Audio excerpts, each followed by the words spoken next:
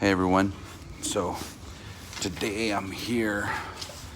I on the passenger side, I ended up taking out the old bearings.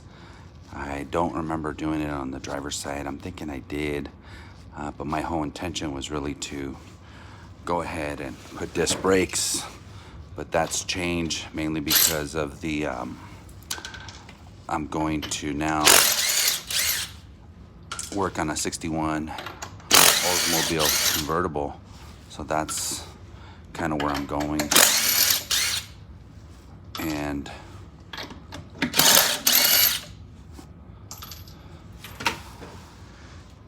you know, projects, right? That's kind of how it goes. But nonetheless, I'm gonna kind of show you what I've done. And here most recently, trying to get a good spot to put the phone down, or manageable. All right, looks like it'll work.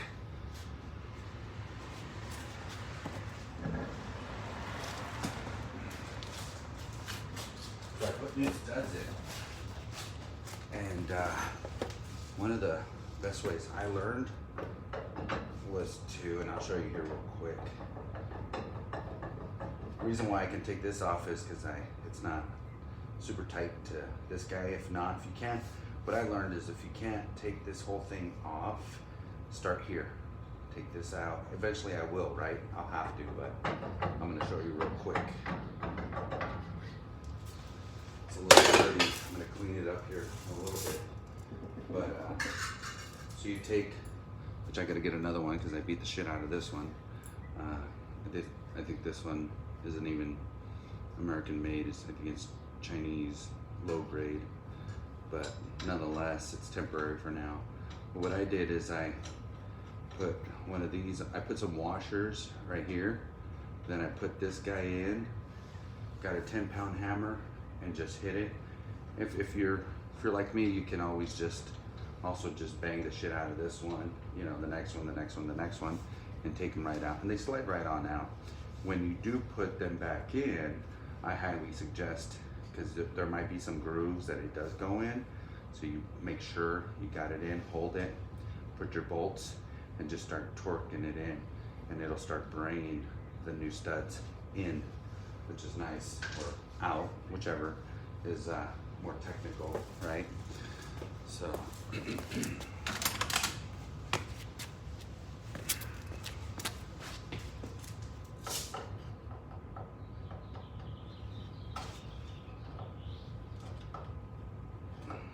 only reason why this thing comes off easy is because I was already on it a while ago.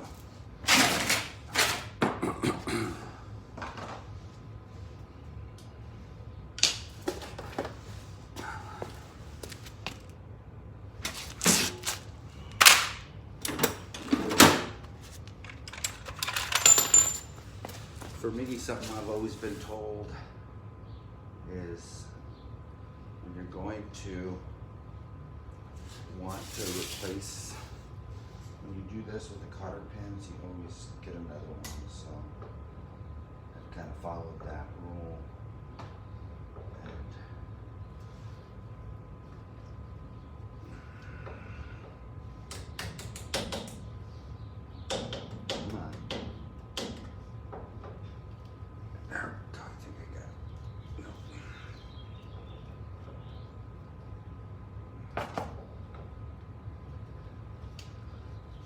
Just right, huh?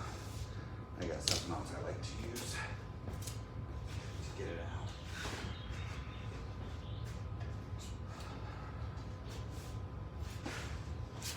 out. This etching tool, I love. This works really well.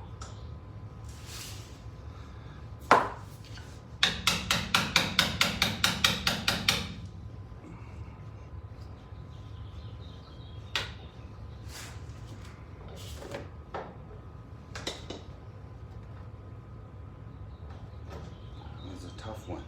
All right.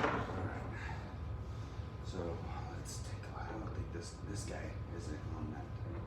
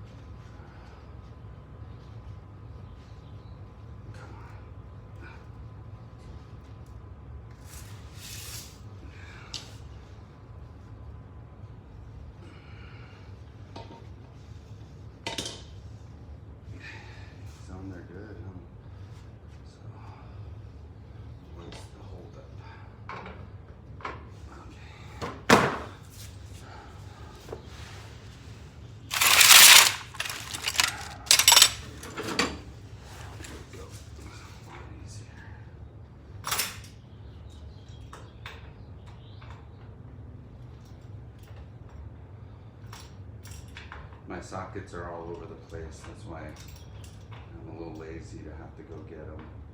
I'm working on my truck. They're all in my bag. So maybe taking a minute actually work best.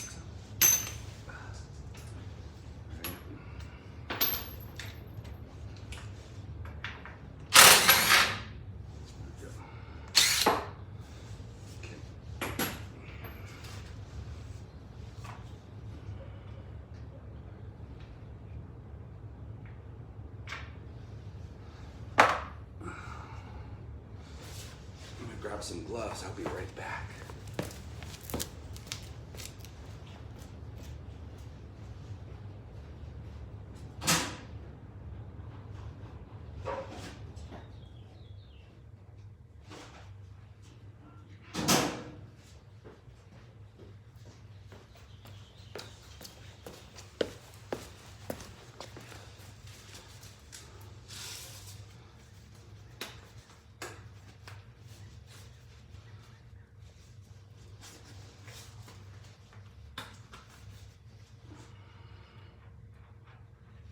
Here's the old one.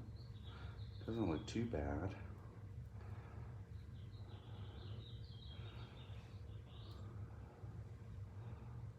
So there's the part number if you want this one.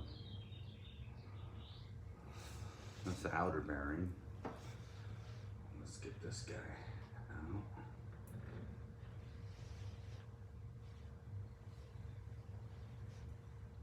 Oh, holy shit. No inner bearing. What the fuck? What happened? That's pretty fucked up, isn't it? Lesson learned. Maybe when I put it back, because I was on this last week, I probably took it off, threw it away or something. Not good, not good at all. So, here's the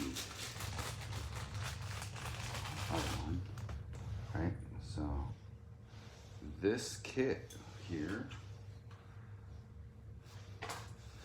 this race is for this guy. Here he is. It's right in there. I gotta pop him out. So this one goes here. Okay. There's grooves inside of this where you would hammer.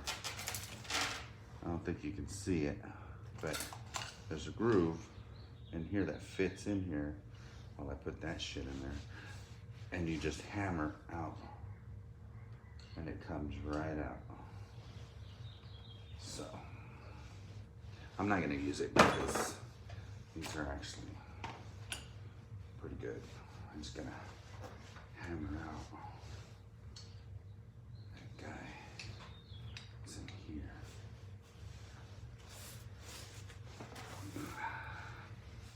I'll screw shit up.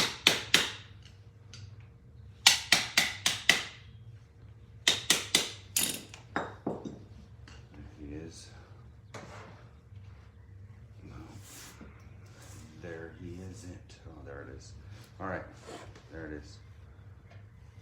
Whoa. This one's like heavy, dude, you know? There's the, that's not the race. It's in here. It's still in here, which is good. The inside seal. This guy goes right in there. See that? This guy's the one we're going to replace because he shouldn't be in here.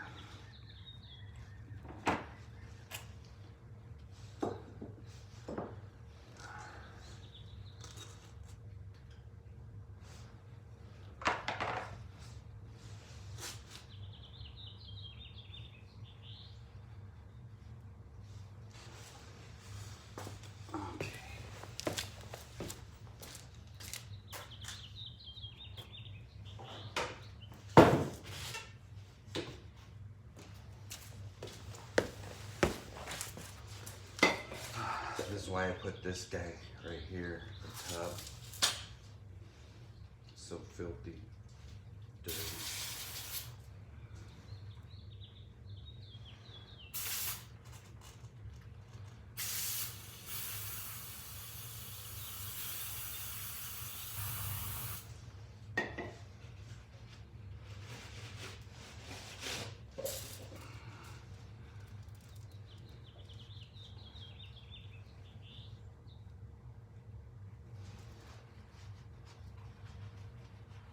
All right, so I'm not gonna go into super detail, but just to kind of give you an understanding, an idea, you know, of how all this is working. So obviously if you're still using drums, which a lot of people are already at the disc brakes, which are pretty easy.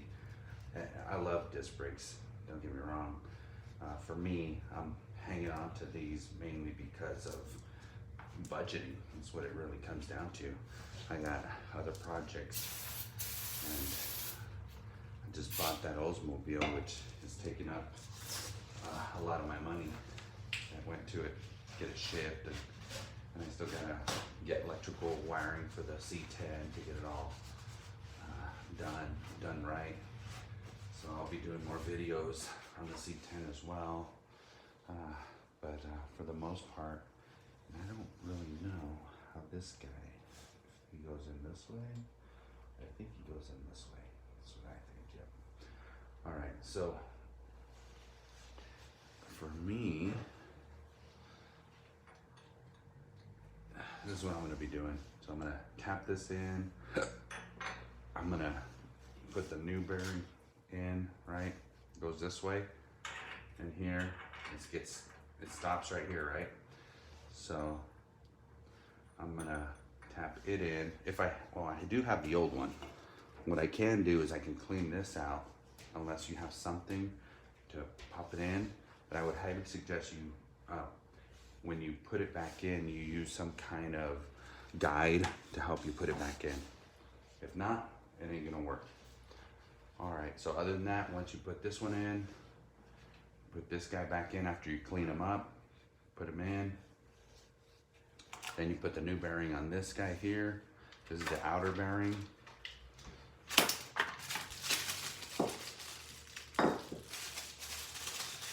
So with the outer bearing, keep in mind it's a kit. So you also get the seal that goes in here.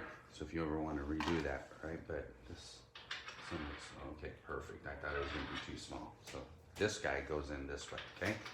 So once you put them in here, you put this in here, you put this guy here, and then bolt it on. So there you have it. All right, not super detailed, but I think you get the gist. If all you're looking for is just, you know, a simple guidance and nothing, you know, too technical, nothing too, you know, some of you guys already get the picture. All right, have a good one. Thank you for watching, and I'll keep you updated on other stuff on my '63 Impala.